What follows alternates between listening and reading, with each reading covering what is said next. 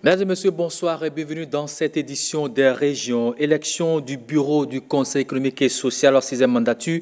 Augustin Tabegbian, président sortant, a été réélu à la tête de l'institution à l'issue d'une plénière élective.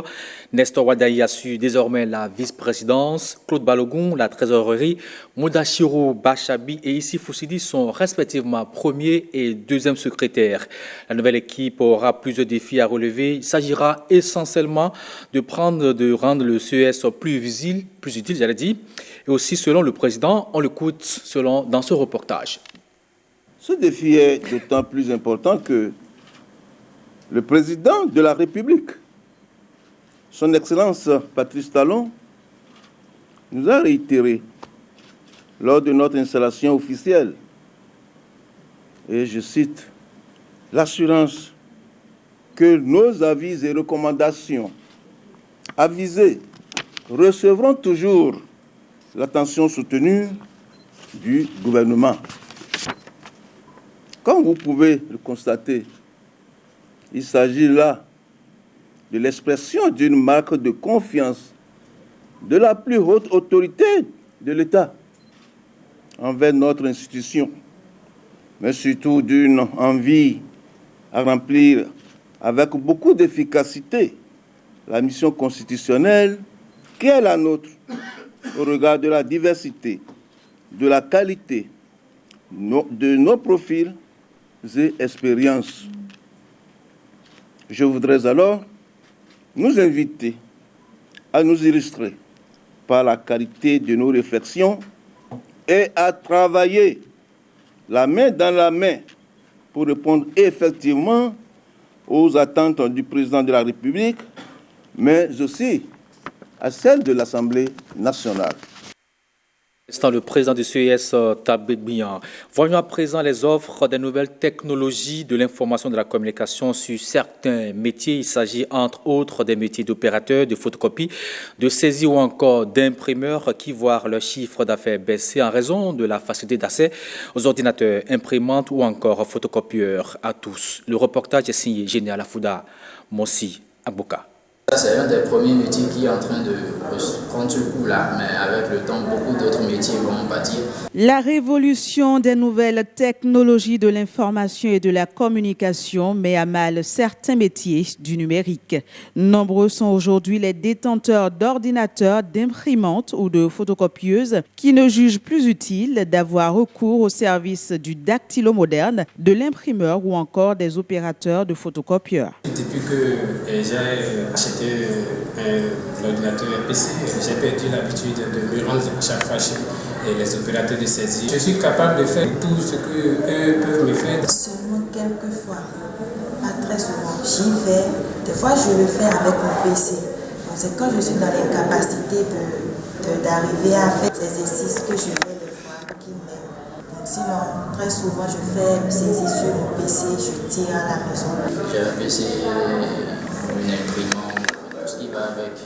Nous avons apporté demain aujourd'hui même les Android, les tablettes qui ont des applications qui permettent de faire la saisie. Donc déjà avec une tablette ou un portable, quand ce n'est pas quelque chose de très volumineux, on peut déjà faire sa saisie même dans la rue. Des avantages dont profitent ces amateurs des NTIC, mais qui n'arrangent pas toujours le business des professionnels du numérique.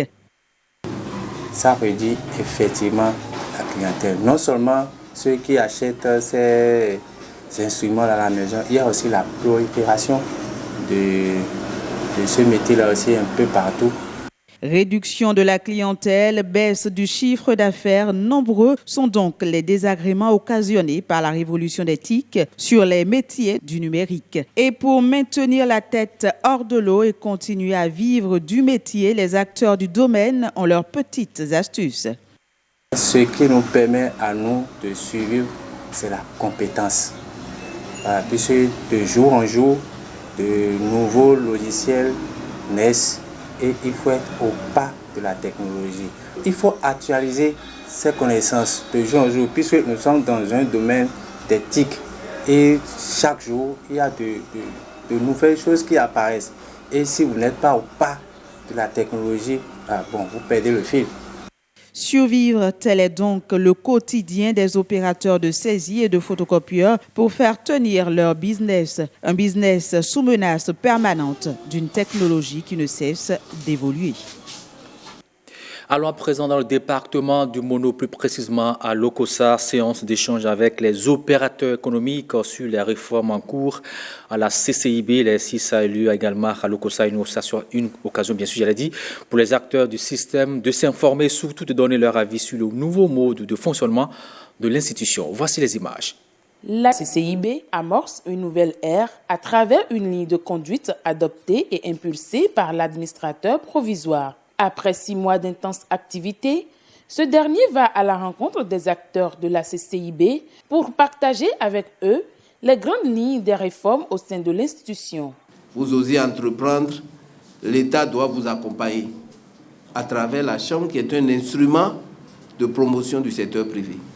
La qualité des élus pose problème et la représentativité pose problème parce que vous n'avez peut-être pas les personnes les mieux indiquées pour organiser les services qu'il faut au niveau de la Chambre, pour vous apporter l'appui dont vous êtes en droit d'attendre de votre Chambre.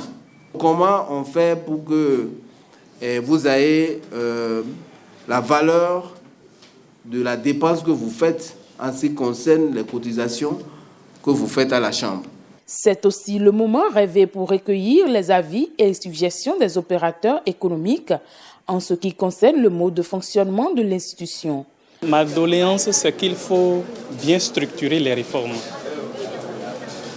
Je le précise encore, par rapport au financement, il ne faut pas donner de l'argent à tout le monde.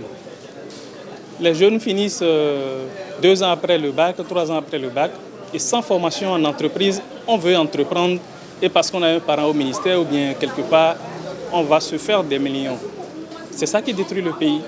Donc il faut aller sur le terrain, il faut mener des enquêtes avant de financer les entreprises. Les gros hommes d'affaires seront vraiment représentés aujourd'hui selon les tests. Et je crois que l'organigramme qui est mis en place aussi est aussi bien, c'est tellement organisé que vraiment, je crois qu'aujourd'hui, c'est ce qu'on va appeler maintenant, c'est maintenant qu'on parlera de représentativité effective des opérateurs économiques au niveau de la Chambre. Et nous partons pour un bel avenir. L'initiative, qui est une toute première dans l'annale de la CCIB, est appréciée par les acteurs du système. Les questions ayant trait au renouvellement de l'équipe dirigeante de la CCIB sont aussi abordées.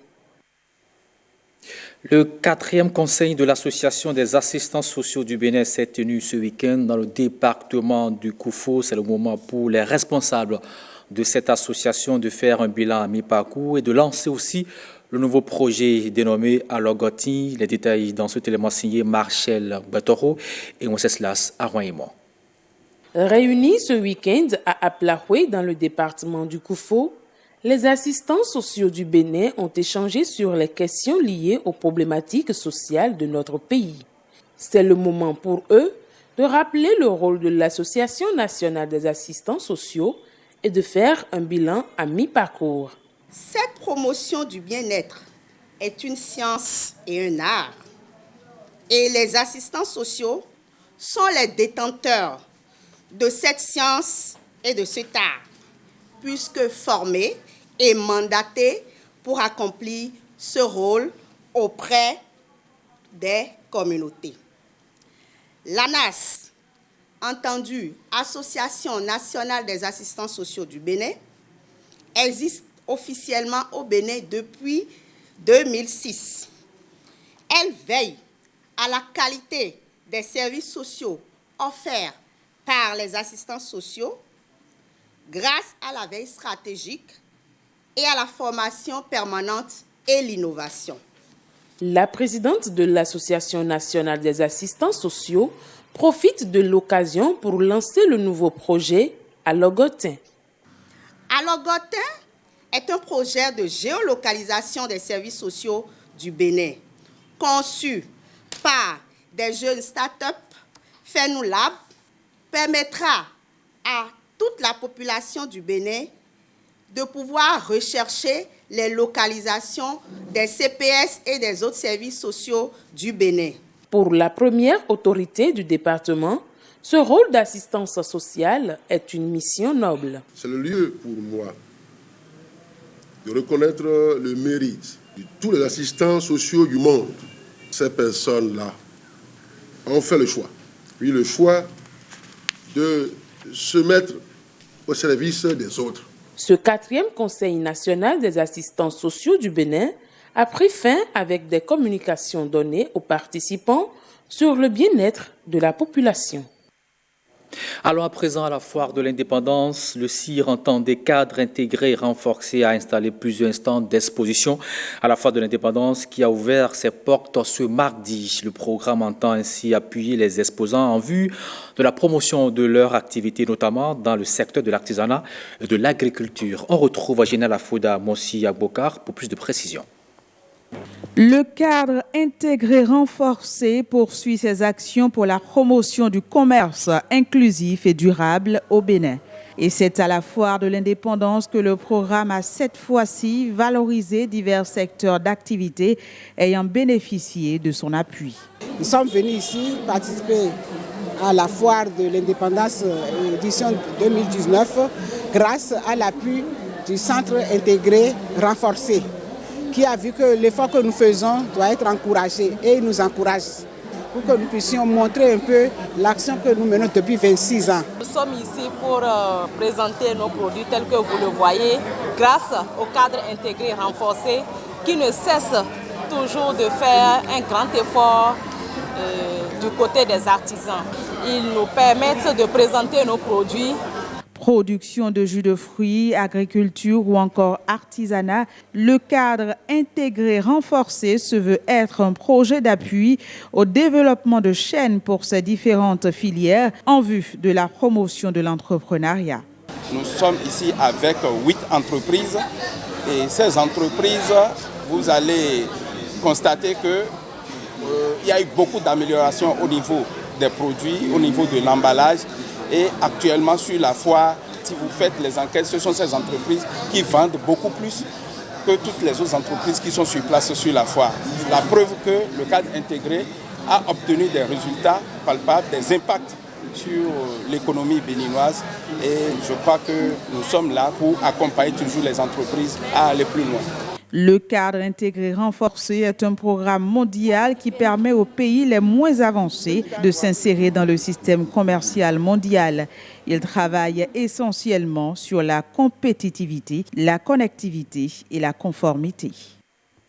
On ne quitte pas la foire, c'est un rendez-vous désormais annuel. La foire de l'indépendance du Bénin nous ouvre encore ses portes à quelques jours de la célébration de l'accession de notre pays à la souveraineté internationale. Plusieurs produits vous y attendent pour vos différents besoins.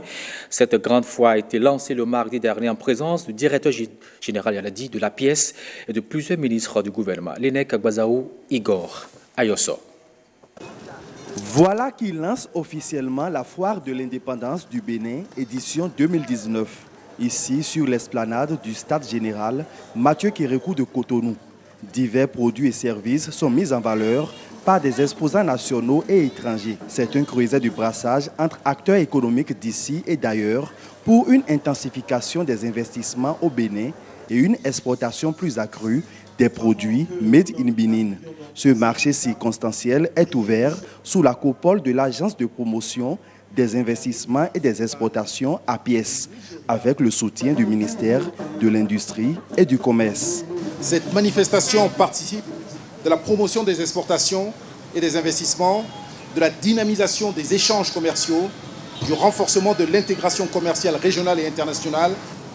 Notre volonté, c'est de faire en sorte que beaucoup de nos artisans, de nos PME puissent produire ici localement pour faire connaître à nos concitoyens la qualité des produits que nous avons chez nous, de manière à ce que la consommation puisse augmenter, mais non pas la consommation sur les produits qui sont importés, mais les produits qui sont fabriqués dans notre pays. L'objectif visé par cette foire est de contribuer à la croissance économique de notre pays par l'amélioration du climat des affaires qui constitue l'un des piliers fondamentaux du programme d'action du gouvernement, le Bénin révélé. Se déroulant sur le territoire de la municipalité de Cotonou, c'est à juste titre que l'administration communale est une partenaire de cette foire. Cette manifestation porte un aspect culturel et festif à travers l'engouement et le décor qui annonce l'anniversaire de l'indépendance de notre chère patrie. La foire, elle est internationale, mais on va la rendre encore plus internationale l'année prochaine. Nous ferons en sorte que la qualité des exposants, la qualité en fait des équipements, la qualité du matériel soit au niveau de ce que nous voulons pour notre pays. Nous allons sensiblement, mais radicalement changer en fait la foire du Bénin. Plusieurs ministres du gouvernement ont rehaussé de leur présence cette cérémonie. Les stands de la foire de l'indépendance du Bénin sont ouverts jusqu'au 4 août 2019. Voilà qui met thème à cette édition des régions retrouvées à 20h. Ghislaine Ademi, moi, on se donne rendez-vous à 23h30 pour la grande édition de la nuit. À tout à l'heure donc.